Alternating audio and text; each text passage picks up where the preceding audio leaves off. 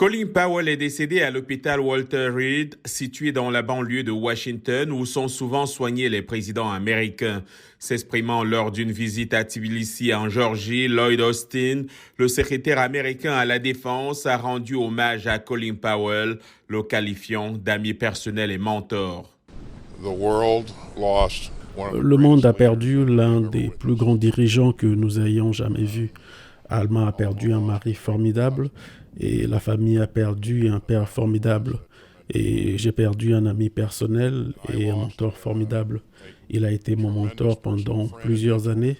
Il a toujours pris du temps pour moi et je pouvais toujours m'adresser à lui pour les problèmes difficiles. Il a toujours eu de bons conseils.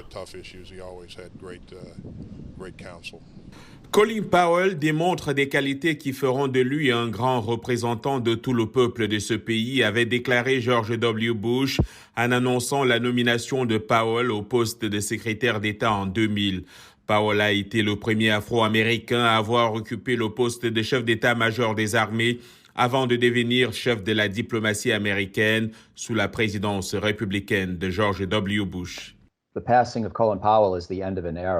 décès de Colin Powell est la fin d'une époque. C'est une époque en fait qui a couvert plusieurs décennies, peut-être plusieurs époques différentes au sein de la politique de défense américaine et de la politique étrangère, parce que Powell a servi au Vietnam, il était soldat dans une guerre qui a tant fait pour façonner notre système politique et sa génération de dirigeants, et l'a laissé bouleversé et blessé à 2 reprises, également avec des opinions bien arrêtées sur le moment et la manière dont les États-Unis devraient et ne devraient pas utiliser la force militaire. Et bien sûr, il a occupé plusieurs postes de leadership dans les années Reagan, la présidence Bush, sous Clinton et ensuite la présidence de Bush fils. Et il est resté une figure influente tout au long et était vraiment une sorte de figure emblématique dans le débat sur la défense américaine. Il a en quelque sorte contredit la vieille expression « le vieux général ne meurt jamais, il s'efface ». Il ne s'est jamais effacé. Il revenait sans cesse, il était toujours important et il est devenu secrétaire d'État de George W. Bush. Avocat de la guerre en Irak, Colin Powell verra son image ternie avec son discours de février 2003 au Conseil de sécurité des Nations Unies sur l'existence présumée d'armes de destruction massive en Irak. Les preuves qu'il a présentées se sont avérées plus tard fausses. Fils d'immigrants jamaïcains, né le 5 février 1937 à Harlem, Colin Powell a grandi à New York, où il a étudié la géologie.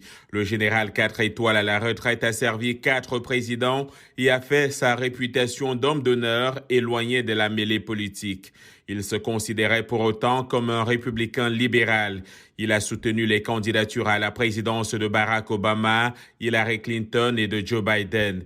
Il était marié à Alma Johnson depuis 1962. Ils ont eu 3 enfants, Michael, Linda et Anne-Marie.